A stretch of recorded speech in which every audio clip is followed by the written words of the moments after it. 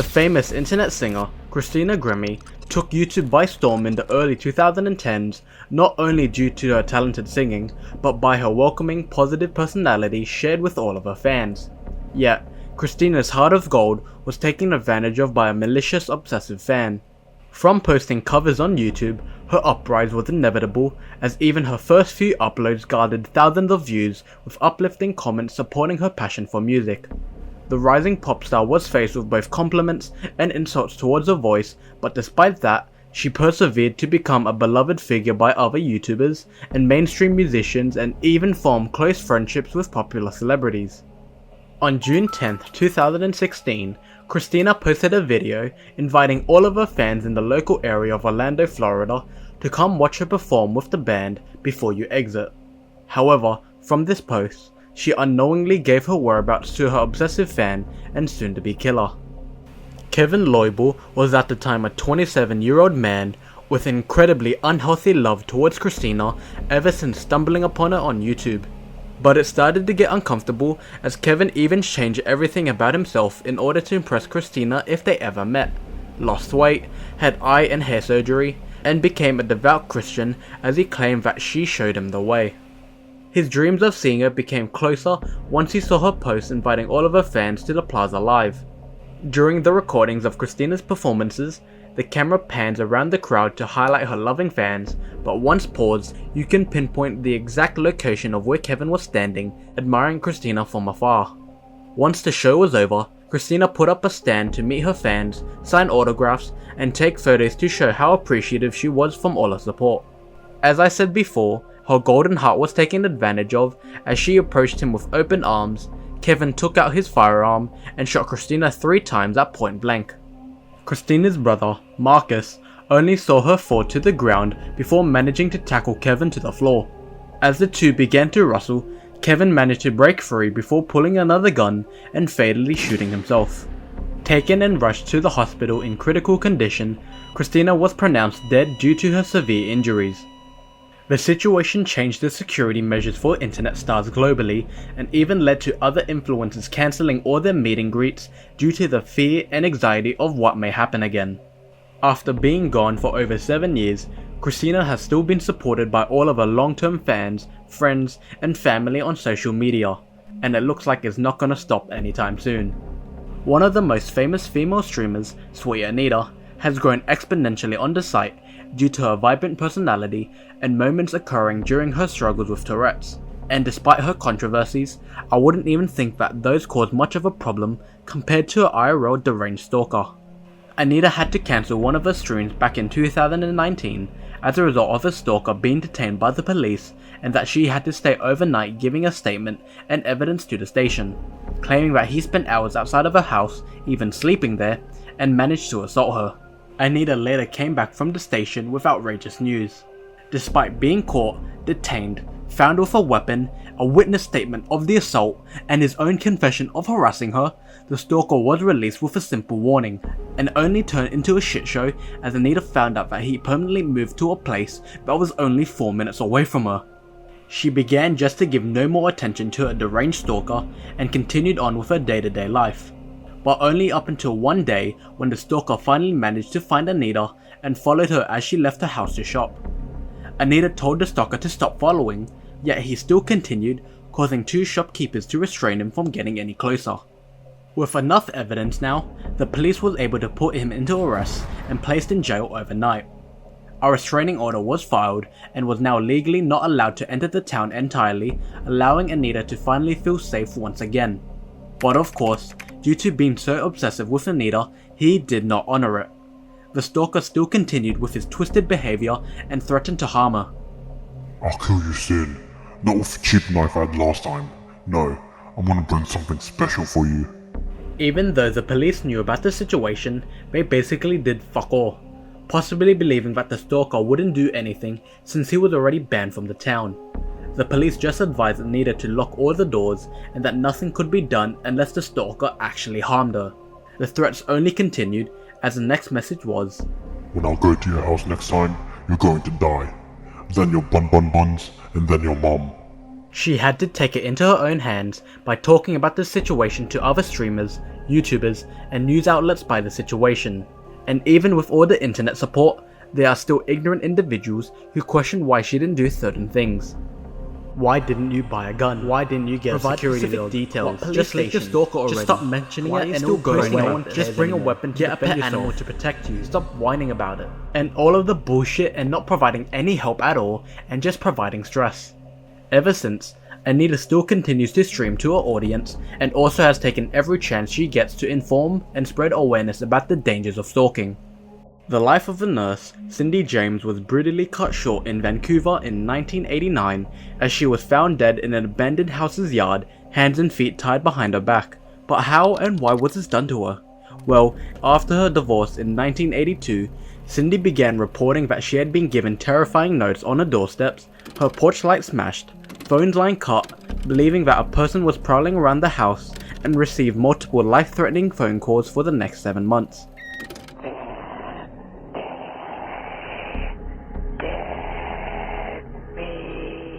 Reportedly, Cindy called the police for roughly over 100 incidents about how the stalker physically assaulted her. One example was from one of the assaults back in January 27, 1983, when Cindy's friend, Agnes Woodcock, went to visit her and found Cindy outside in the backyard unconscious with a nylon stocking wrapped around her neck.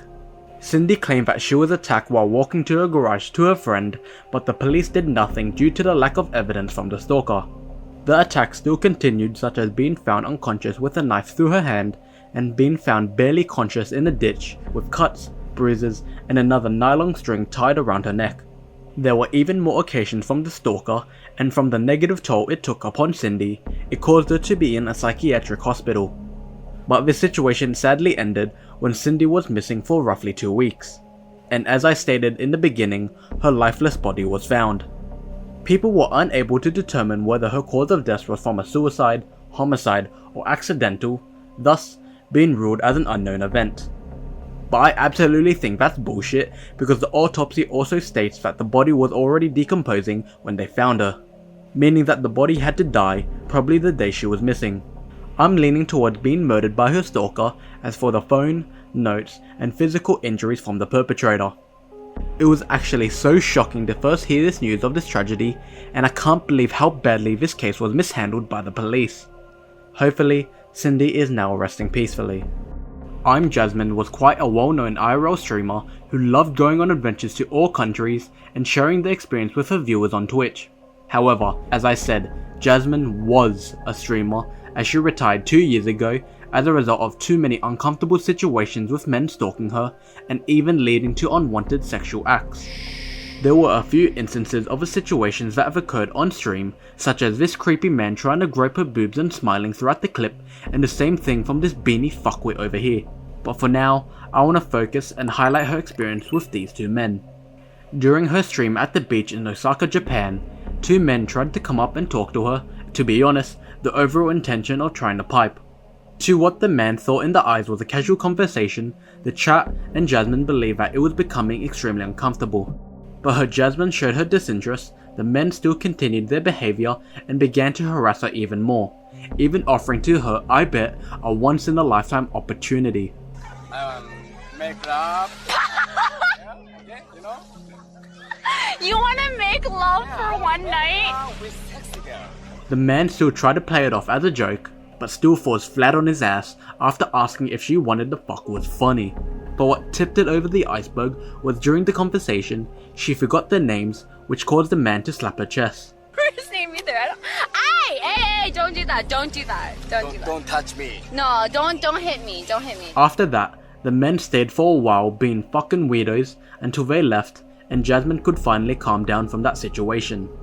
ImJasminee has now stopped streaming and posting from all her socials for the past couple of years now, including deleting all of their videos and VODs. Was this done to prevent it from happening again? 100%. And it's a shame that she had to quit her passions just from being sexually harassed and assaulted. Hopefully, Jasminee is now just enjoying a peaceful and quiet life. An upcoming TikToker called AvaMajuryyy was set in a horrific obstacle due to being faced with a severe situation amongst herself and her online stalker. It initially started off as a simple exchange between the stalker, Eric Rohan Justin, and Ava a few months prior, and kept this up because she thought it was harmless because all fans try to connect with their favourite creators. However, the exchange began to become weird for her, as now Eric reportedly sent her hundreds of messages, even to the extent of messaging out Ava's fans and classmates to gain any sort of small details about her.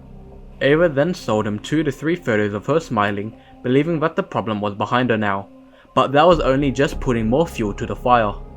Eric's obsession began to become sexual, causing Ava to become uncomfortable, for the fact that she had no feelings towards him, and also that she was a minor, whereas Eric was an adult. The situation was briefly on pause, as her parents threatened Eric that they would go to the authorities if he continued his obsessive behaviour. Still trying to get more info, Eric got in touch with a student who attended Ava's school and bought private details from him, allegedly including her address. Eric then travelled from his home state of Maryland to Florida with malicious intent, to then grabbing his gun and shooting through Ava's household to finally get a hold of her. Ava's dad, Rob, who was a retired police lieutenant, defended his home and family by neutralizing the threat. After being shot, Eric succumbed to his injuries and bled to death from the gunshot. Due to the horrific incident, the Majuryyy family had to relocate and pulled Ava out of school for safety precautions. Ava and her family then proceeded to take action against a classmate who sold the information to Eric, but they didn't get the result they wanted. Ava continues to spread awareness about the dangers of stalkers and still posts on the socials to have fun while being extremely careful and vigilant.